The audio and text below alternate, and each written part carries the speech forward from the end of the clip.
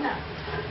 Kumusta na kayo dyan? Hilo, Irene, Ryan, Heidi, lalo na ikaw, Ira, happy birthday. Advance, happy birthday itong September 19.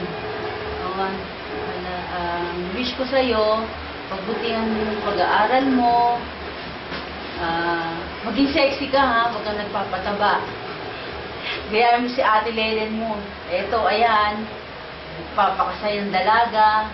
Yun ang wish ko sa'yo, makatapos ka ng pag-aaral mo.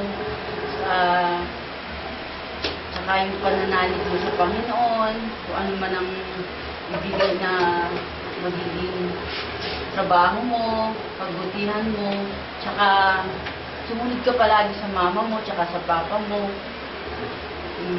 Ang isa pa, lalo na yung kalusugan mo dyan, si mama mo, palagi mo siyang pagkasusundin siya sa mga advice niya sa'yo.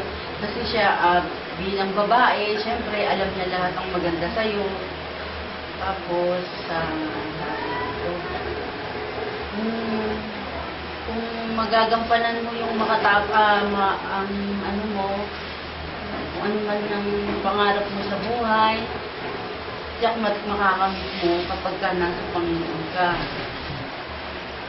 Lalo na, ngayon na magdadalaga ka na, yung mga nanliligaw sa'yo, kailangan pipiliin. Huwag kang gagaya sa tita mo.